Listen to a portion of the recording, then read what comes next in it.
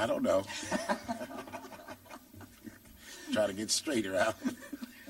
Was that the way they played the blues in Kansas City when you took over the band 30 years ago? Well, no, that wasn't the way they played the blues, Ralph, because if that was the way they played the blues, it was a pretty bad start of the blues, I think. We'll get further down the line on the blues later on. What were they playing when you took over the band? Well, they were playing swing.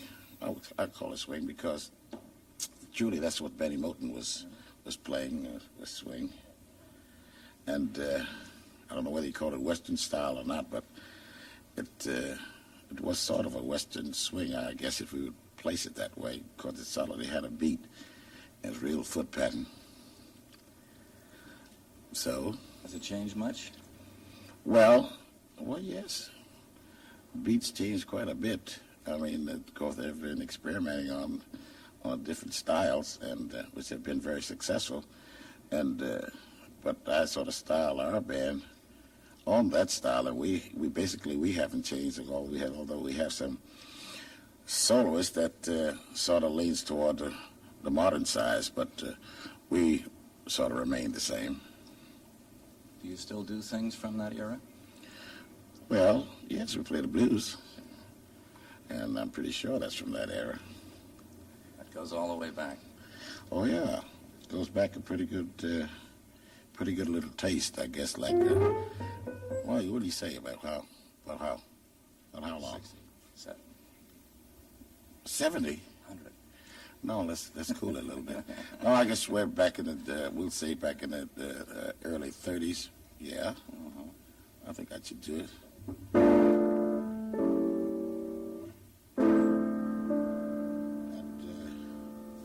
But getting back to the blues, excuse me. Truthfully, I really never heard the blues until I did go. Had the pleasure of visiting Kansas City, which was in the very, very early days, even before the Blue Devils and Benny Moten's band, because we were through there with a burlesque show, which I was traveling with, a show named Hibbity Hop, and I got a chance to wander over on 18th Street at that time was blazing. I mean, everything was happening there, beautiful. I mean, you could hear the blues from any window or door. And that's the most remarkable thing I've ever. That's when I first got a good taste of listening to a blues singer. I don't know anyone's name, but I do know they were belting out these blues, and wonderful trumpet players and clarinet players, and banjo players, and one of great piano players, blues pianists. And I never seen anything like it. And wait a minute, let me cut it out. See, I'm writing a book on these things. I'm getting the first on it. Blues-wise, I think so. I mean, there's guys that in the later years that I can remember, particularly one guy, Pete Johnson. Pete was a guy that I really idolized as far as blues playing concerned. But really the main guy that really influenced me was Thomas Swatswaller. That was the man that I really did idolize. Fats taught me how to play what little bit of organ that I do know. And I used to watch him and lay around him long enough to try to style a little piano after him, which was quite difficult. You still do Fats Waller tunes, don't you, with the band? Oh, yes, Nat Pierce just made an arrangement on one of Fats's goodies, a little thing called Squeeze Me, which we think quite a bit of. But, and a lot of things, a handful of keys, Nat made an arrangement on that, too. After all these years, Nat finally made an arrangement on a handful of keys, which is going to be kind of hard, because it goes...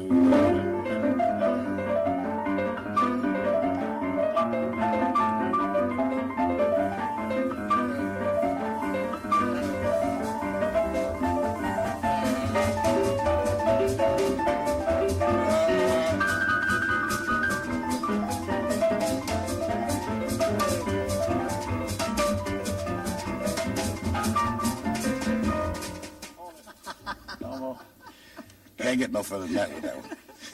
so we'll cool it right there. Yeah.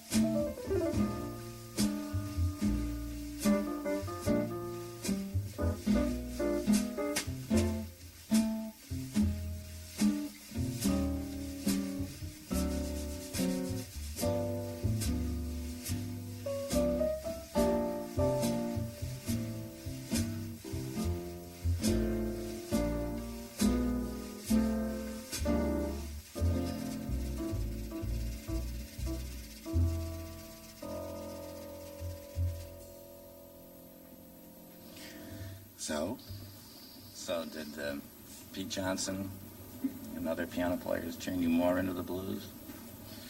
I think so, but they really played the blues. That's just my thought of it, and it is a pretty good thought, even at that. But the influence was there. I never heard anybody quite play them like Pete and Albert and Lux.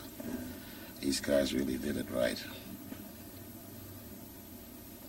So, where were we? With Fats? With Fats, yeah. Which It's a good place to be. Yes. No. There's no need to be in there, but speaking of privacy, that's a screaming.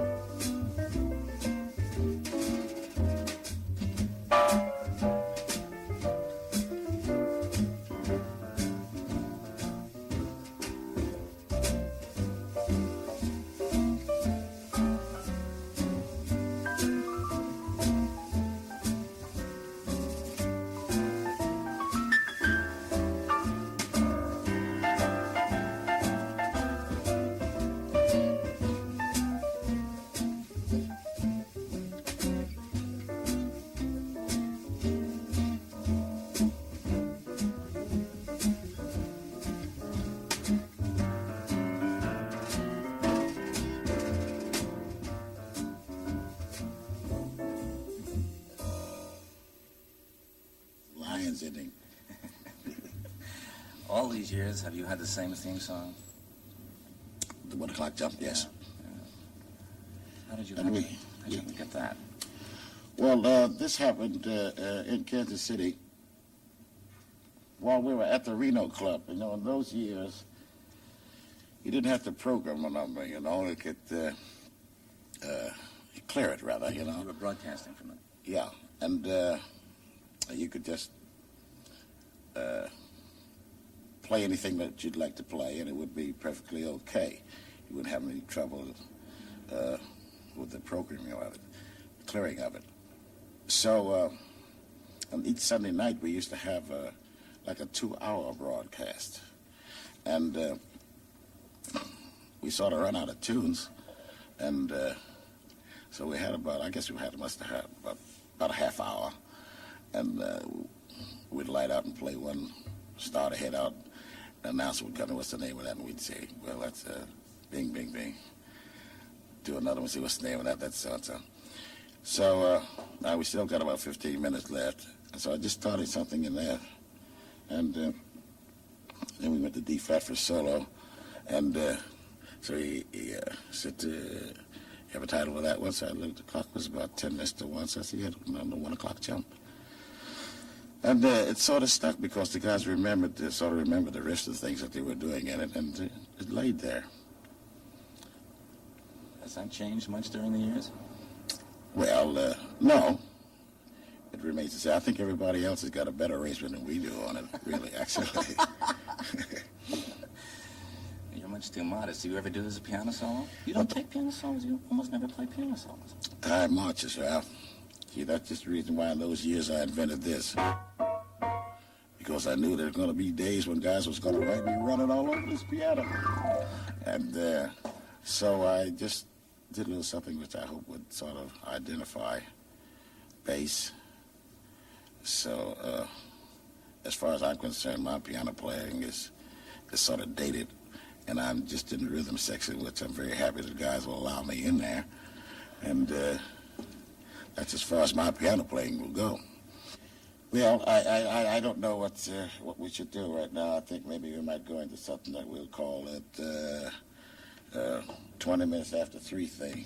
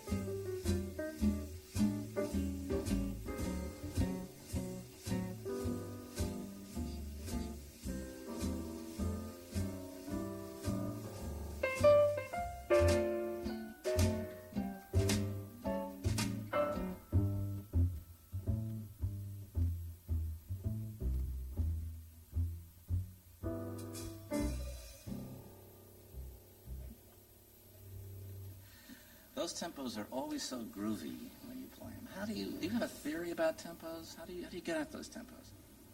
Oh, I don't know. I guess it's trying to make it light on myself, possibly. But I do dig something that it's sort of in a mood where you can kind of halfway pat your foot if possible. And I think it's easy to listen to, too, really. And I sort of like to simplify things, which is the only way that I can do it. But even if I really could play a lot of piano, I would try to simplify it for myself, because this is the type of thing I like. Although I like to listen to the giants and them fast ones like Pete, Oscar Pete, and all those guys. But this is me. This is what I like. I like tempos that's danceable. I don't know. I guess that's just about that, Ralph. You started in as a drummer. Yes, but I was discouraged by that wonderful gentleman that was with the King, I should say the Masters band, Edward Ellington, Sonny Greer. And when we were back home, I used to have my little gigs, little piano gigs, and I'd try to sort of switch to the drums, because that was my first love. And that intermission, Greer would fall in from Long Branch somewhere and sit down on them drums. And that was all for me for the evening. So I don't think I can do this. This is not for me. This is going to happen all my life. So that sort of turned me back to the piano. Is the blues as much fun to play after these years? Oh, yes, Ralph. I could never get tired of playing the blues or listening to the blues. As a matter of fact, if I start to make an original thing, I mean, it's always based on the blues. And to me, the blues is the starting of an awful lot of things.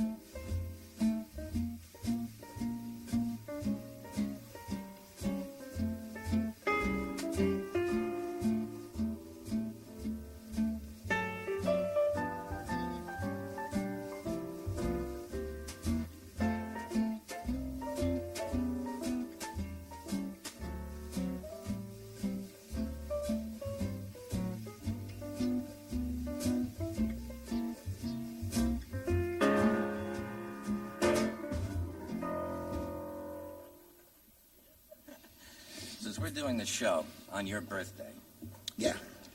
you've heard so much good music back over those years. Any particular things stand out?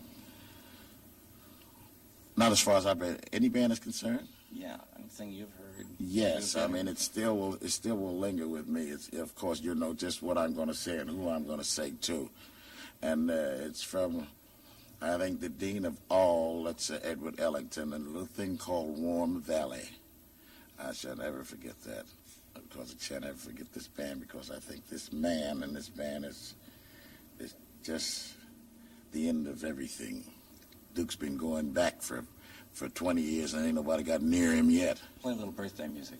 Little birthday music? Yeah. All right.